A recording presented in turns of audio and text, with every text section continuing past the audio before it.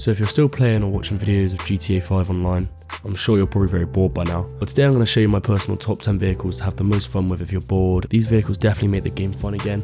I'd 100% say these vehicles are worth buying. I mean, some of them are definitely out of a reasonable price range, but if you saved up some money, then this video is definitely for you. At number 10, we have the BMX. Now, if you're a GTA OG, you'll definitely remember the BMX. I remember back in the day, it's one of the only things that I could afford to actually have fun with. For $800, it's actually not that bad. There's also BMX parks around the map, which you can use. Definitely very fun. There's one on Vice Beach, there's one in the middle of the city. It's definitely worth it. Okay, so in at number 9, we actually have the F1 car. I mean, any of the F1 cars, these cars are quite expensive. The cheapest being 2.9 million, the most expensive being 3.5 million. But in my opinion, this car is worth every penny. Even if you don't own these cars, you've probably taken part in races, F1 races. You can tell how good the handling are on these, the speed. The boost as well definitely helps. But yeah, I think by far my favourite feature about this car is the handling, the grip. You can go really anywhere with this car. I mean, not really off-road, but most places, and it's definitely worth every penny. I mean, I had the most expensive one. If you don't have that money, you can always go for the $2.9 million option. 100% worth it. Okay, so in at number 8, this might be quite a controversial one, but we actually have the police car. Now, once again, the price range on this is very different. The cheapest being 3.5 million, most expensive being 5.4 million. There's not really much to say about this, but in my opinion, when I was younger, I've always wanted to own a police car in GTA. Like, it's just something you've never really been able to do. Yeah, I mean, it took about 10 years for them to finally bring it out, but I'd say it's definitely worth it. Another thing with this car, when you have your lights on, the NPCs will actually move out the way. Some of the time, sometimes they'll move in the way of you, typical NPC behavior. But yeah, I think that's a pretty cool feature that Rockstar added. Also a nice little flex, just to drive around in a police car. You can make it undercover police as well, which is pretty cool. In at number 7, now there's not much to say about this, to be honest. I just wanted to add it onto the list. Is the Alchemist. Now, I'm not 100% sure in saying this, but it's definitely one of the biggest vehicles in the game. For that reason, I find it quite fun. I always fly it like through Los Santos, over people, try and fly it through the buildings, as you can probably see on the gameplay. Also the car, quite like, you can just go around people. A lot of the time you'll never hit your shots, but once again, I'd definitely say it's worth it. Maybe for the price of 4.3 million, it might not be so worth it. If you have the spare change lying around, once again, it's just something to show off with, really. It is quite fun, especially just trying to fly through the buildings. In at number 6, we have the drift cars. Now, I know some people probably don't even know these exist because they are quite new. But yeah, you can upgrade certain cars, which will be on the screen now, for I believe 200 grand at House Special Workshop. I think the reason I like them so much is because they're so unique. You've never really had a car that you could drift in GTA like you can with these. One thing I will say about them though is once you add the drift tune onto them, they can be very hard to drive normally. For example, PvP, it's not going to be very easy after that because all they do is just drift about all over the place. But yeah, I'd say they're quite worth it. I mean, some of these cars are very cheap as well. Obviously the 200 grand to upgrade, but this is one of the ones that are just more in a realistic price range. At number 5, we have the Toreador.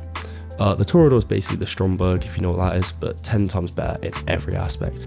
One of the main things I love about this car, obviously besides the fact that it's so good underwater, is the fact that the boost regenerates so quickly. It's helped me so many times in PvP, not to mention also how good the guided missiles are. The Toreador will set you back a cool 4.2 million, so it is quite hefty, but it's one of these where if you're not really using it for PvP or going in the water, it's not the most useful vehicle in the world. But I will say one thing, the boost, once again, it definitely makes it worth it as it regenerates so quickly. Also, I think the car does look quite cool on itself as well. Like I said, once again, the fact that you can go underwater, that gives it bonus points. So at number 4, we have the Vigilante.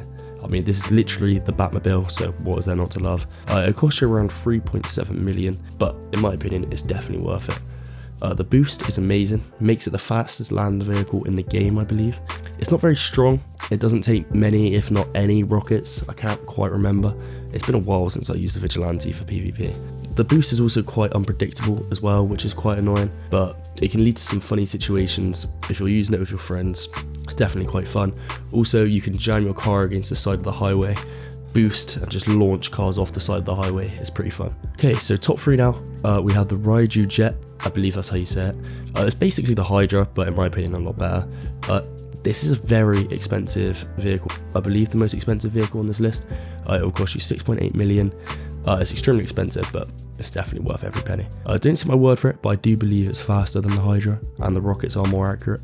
It also has VTOL, obviously, but the handling on this thing is amazing.